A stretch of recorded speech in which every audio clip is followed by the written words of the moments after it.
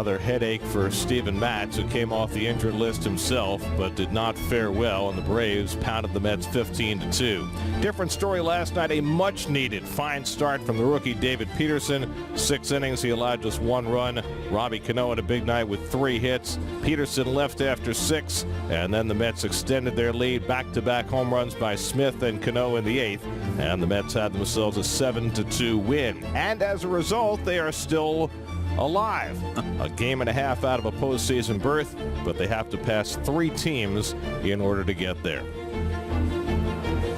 And a pleasant good afternoon, everybody, and welcome to Citi Field. Gary Cohen, Keith Hernandez with you today. A week to go in the regular season. Mets close out their series against the Braves with a rubber game of 3. And the Mets are still alive in the postseason chase. They've got very little margin for error, though. Well, like you said, Gary, they got 3 teams they got to get above. That's going to be tough. 2 of those teams are going to be playing a series against each other, which makes it double trouble for the Mets. It's kind of like shades of 1973, isn't it? When the Mets won the division with a 83 win season. But this is for a wild card and the last position. So there's no margin for error. They pretty much have to run the table. In those days, only 2 teams from the National League made the postseason. This year, it's 8.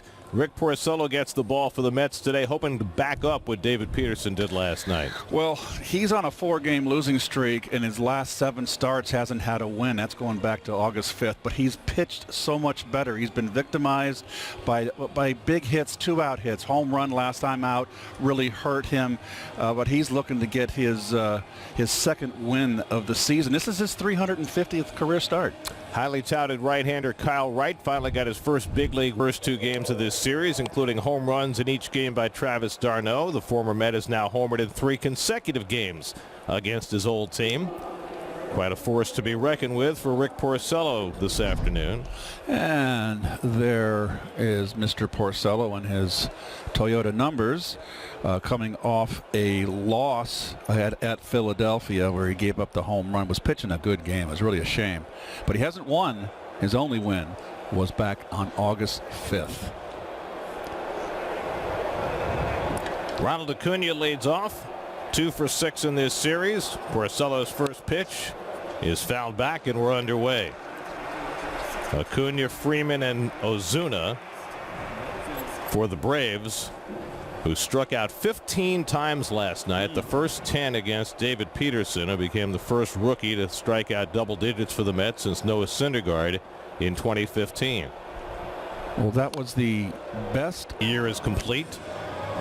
He's due up 4th for the Mets in their Geico starting lineup. Same lineup that Luis Rojas went with last night, except for the catcher. Wilson Ramos in for Robinson Chirinos. Cano had a huge night last night. Boy, he's stealthily having a fantastic season at age 37. The Mets offense is not their concern, and they'll go up against a young right-hander still trying to find himself in Kyle Wright. And the Land Rover numbers right there. You can take a look at the walks. It's 7.2 per 9 innings, and he's given up 32 hits in 25 innings. That's a lot of traffic, as Ron Darling would say, our colleague. His last start, he walked only 2 and got his first big league win against the Nats.